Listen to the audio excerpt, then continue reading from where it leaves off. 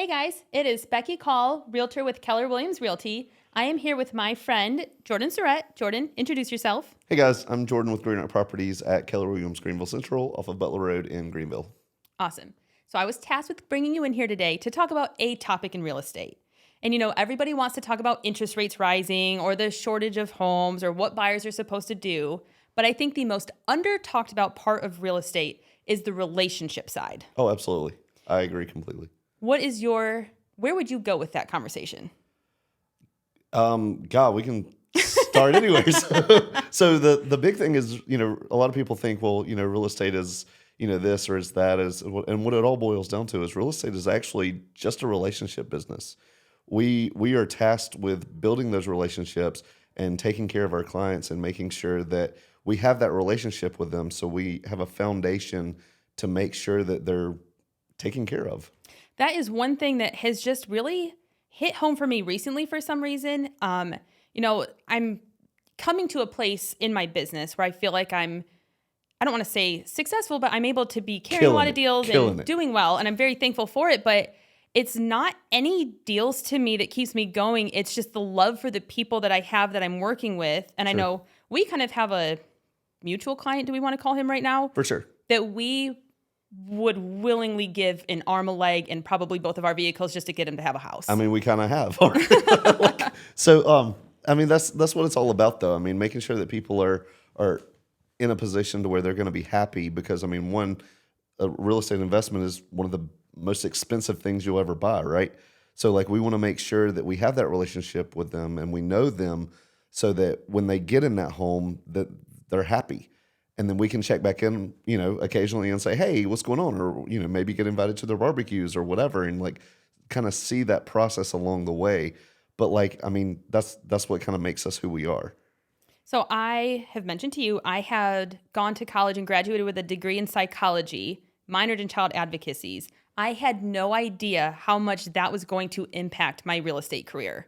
So I think one thing I've noticed too is how much we go through with our clients and how as much as our clients need to vet us as their realtors, we need to vet our clients as well, because once we enter this relationship together, we do life together. Oh, absolutely. This is not a transaction. This is not a sales job. Correct. This is we're going to go through divorces and we're going to have babies and we are going... And marriages. Don't forget, we're going to go through marriages too. You're going to step on my toe again. Oh, sorry. we're going to have children and grandchildren and new puppies and... We're going to have mental breakdowns. There's going to be deaths. We have to work through all sorts of things together. Absolutely. And so it's what is my ability to work with you at your highest and your lowest, and what's your ability to work with me? Sure. People don't realize that. They don't. And I think the approach is, well, they're my realtor or whatever, but we're actually much more than that. I've had clients call me their therapist before. There's a whole slew of titles that kind of fit under the realtor brand. Right. Because you have to be all of those. Because again, you're walking through this life event with these people, and you have to be prepared for anything and be able to do things like I've bought groceries for clients before because they just didn't have time or whatever was going on, and it's all about making sure that they're taken care of and that they're happy and that they're a long-term relationship for you. I've had to go hold a horse for a farrier for a client that was out of town, and the horses, the halter snapped, and I have this loose horse. I have no treats with me, and I had no idea what to do.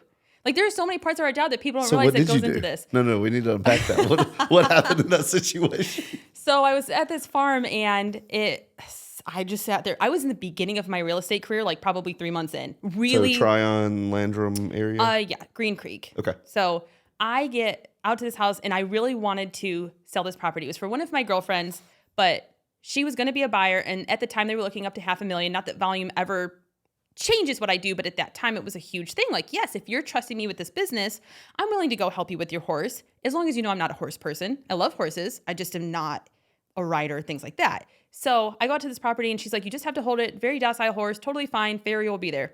Horse freaks and just starts walking off. The farrier's looking at me like, I can't touch the horse. And I'm like, well, I don't know how to do this. So this random girl pops up out of nowhere with treats in her pocket and just gets the horse back, ties it back up. Everything's fine. And she's just like, not a horse person, are you? I was like, no, I'm not. But thank you for being here. That's hilarious. Her name was Rosie. I'll never forget her. I bet. So I was out at a property once and had the I was taking pictures for the insurance guy because the insurance guy couldn't get there to get a picture so that he could write a policy Right. on it, whatever. So I'm like, okay, you know what? I'll go do it because we do all the things, you know. And there were 3 dogs in the back, and I left the gate just barely open so that I could get a kind of just squeeze in or whatever and like get out if I needed to, whatever. Super friendly dogs, nice dogs, whatever. But so they squeezed through that gate and pushed it open. Of course they did. Yeah, of course they did. Rookie mistake. Right, for sure. Bro. And I mean this was like 10 years ago, but 12 years ago. Maybe more. When you were anyway, newbie. right. Well, I was still like 4 or 5 years in. Keep going. But anyway, so they squeeze out and I'm like, oh my gosh, instant panic, right? So I run out and I'm like chasing the dogs through this neighborhood, and I realize that they think I'm playing now. So I turn around and run the opposite direction. They catch sight of me, take off running, chasing me now. I run right back through the gate, wait for them to go in, shut the gate, get my picture, I'm done. So Nice. yeah. There you go. So tell me about one relationship that you've developed that really stands out to you that you've built with your client. God, I have to pick one. Just one that pops to mind. It doesn't have to be the best one, worst one. So probably a relationship with an entire family, actually. They've become very close friends with us, and we take our kids over, and she has so her kids live with her, and then she has grandkids and whatnot. And so we go over and we take our kids to play with them, and they have like all kinds of farm animals and ducks and guinea chickens or something like Nice. that, like all these things, right? And my kids love it. And so it's a lot of fun. But so I got with them probably 2013, 2014, around then, and ended up selling 3 houses directly because of them. One was the original people that I got in touch with, and then her parents as well. And then I sold another house across the street from her dad because they raved about how great I did for them. But so I sold both of these houses all within a small time frame, and then helped them buy one bigger house that would fit the mom, the dad, her parents, her children, and their children, like a large awesome. house, you know. And so they needed 2 living areas. They wanted land because they wanted all the farm animals and all of that. And it was a process because there were so many moving parts with everything. And they needed a little bit of a lease back because they needed that extra time because they were also moving her parents. And so we had to work that into the deal. And it was just, I mean, it was a struggle overall, but it all played out very well. And those are the Everything things came together. that people don't realize all that goes behind the scenes. Right. I feel like there's such this misconception that people look at realtors and like, you just go and you show a house, you write a contract, and you Right. cash a Yeah. check, and it's like, whoa, who's doing that in I real estate? wish. Because I'd love to sign up for that job. Right, exactly. I think right now one of my best relationships with like a current client that I'm working with came to me as a referral. I want to say in October last year. Some family things were going on, and just looking to get a second home or whatever was going on, and we bought a house up in North Carolina for probably $220,000, and then I had a great time, and then she decided to sell that. So we sold that house again, and then they decided to sell their farm. It's like 133 acres with 2 properties on it, to go and buy in North Carolina a smaller farm that they want to make a retreat for pastors to be able to go to really just take care of pastors to avoid burnout and whatever else. But it's just such an incredible thing to be a part of this and see it start to finish, and then go through the life with them, just knowing that there's like an eternal difference here too. And this isn't just you see things on the internet where people are checking off boxes for how many houses they sold. Yep. What they're not showing is how many people's lives have changed in the process, and the love that went into this entire thing, and the praying behind the scenes, and the late night phone conversations, and the early morning talking somebody like off of a ledge, more or less, of like, this is going to be okay. Sure. We're going to get you through this. This is what I do all day long. Right. And you have to trust me with this. And I think that's another thing that people really need to think about when you're looking to work with a realtor is, and I hate to say this, but like, are you a part-time realtor? Are you a full-time realtor? What are your needs Absolutely. while we're going through this? Absolutely. And that's the big distinguishment between, real estate agents. You have the part-time agents that are just kind of doing it as a hobby and whatnot, and great for them, nothing Right. against them. But at the same time, you also have the full-time agents who get up at, 6 a.m., 7 a.m. or whatever, and then get to work. Right. And then, we can take care of you midday, morning, noon, or night kind of thing. Whether it's a showing at 8 o'clock, so I have a client right now that's a doctor. And so he works 7 to 7 on his shifts. Right. And so sometimes I get that phone call at 7:15 that says, hey, I just saw this house. I'm just getting off work. Can we go see it at 7:30 or 8 o'clock? And so I'm like, I know we have to do that, because especially in the upstate, the market being where it is, if we don't go see it, it's probably not going to be there tomorrow. Right. I mean, there's a chance that it is, but It it's might be likely there with that some it's offers not. on it. Right, exactly. So like, I know that I have to go show that house right then. So on a whim, and it's just being able to do that for your client and be there when you need them and be able to take care of things when they need to be taken care of. Right. I feel like real estate is not a job, and it's like not even a career at this point anymore for me. It's become a lifestyle. It is. It's 100% a lifestyle. So before I was in real estate, I was serving tables, and I loved serving tables. I was at Hare and Hunt in Landrum. Those were my people. It is like a Cheers type of restaurant, and I love that place with my whole heart. But I just remember praying, like, Lord, I know that I was made for more than serving tables, and I love to be with people so much. If you could just open up a door for me where I could just love people and serve them, that would be my dream job. And then he was like, okay, cool, here's real estate. And I was like, oh, sweet. So I tried to do the whole like serving table thing for a little while I was getting into real estate, and I couldn't do the part-time realtor. People would call me while I was trying to serve tables. I couldn't focus on my tables, and I couldn't focus on my clients. So I give so many props to people that can do real estate part-time. I just couldn't do a great job at it. And I couldn't take pride in what I was doing for my clients that way. And again, it's all part of scheduling. So I live by my calendar.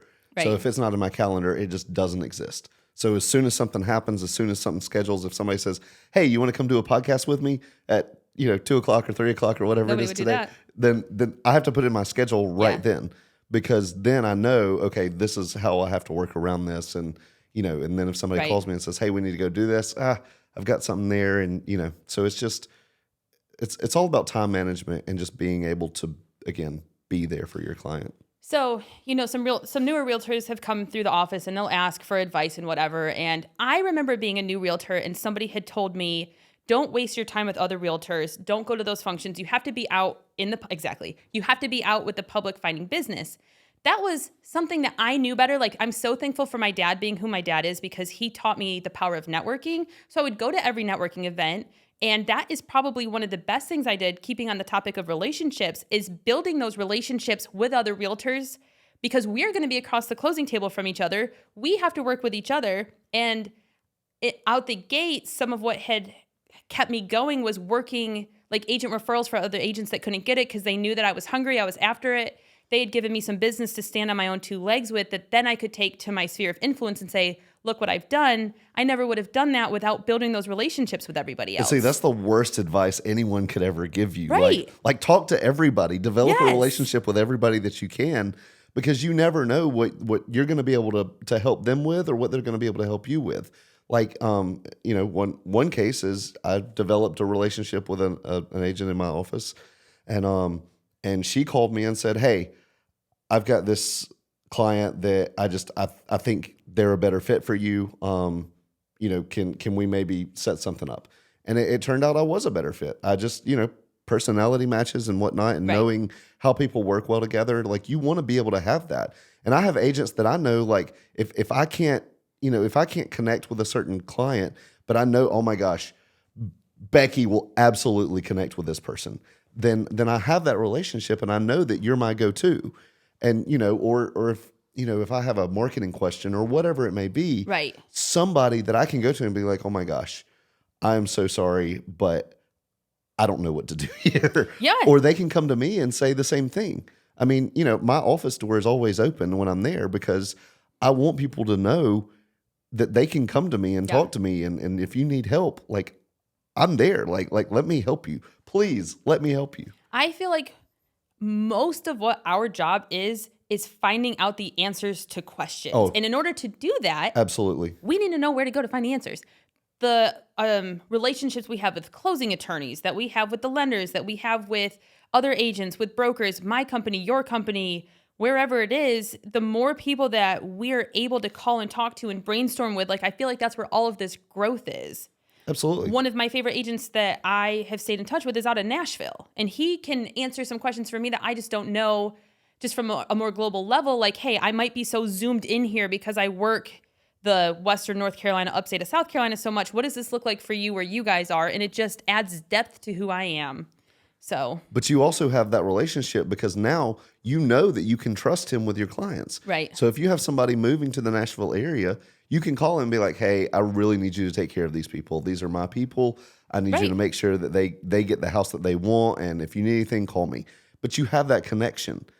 Not talking to other agents or whoever. Like that's terrible advice. No. And another question I've had from other agents that are newer asking me, hey, I'm really introverted. I'm scared to talk to people. How do I do this? I don't have the answer for you. I am not afraid to talk to anybody. I am in your face all the time with my personality. Go start I need a conversation. To dial it down a little bit, but just talk to people. Yeah. You can't be afraid Literally, to talk. just, hey, how's the weather? Like, Right. start there or whatever, it just start the conversation and see where it goes. Well, speaking of talking, you and I will talk for the rest of our lives. So we'll give everybody a break. We'll come back another day for round 2. But in the meantime, I am Becky Call with Keller Williams Realty out of Spartanburg, dual license in North and South Carolina. And I'm Jordan Surratt, Green Oak Properties at Keller Williams Greenville Central, covering all the upstate. And we done? We're done. Okay. Thanks. See you guys. See you next time.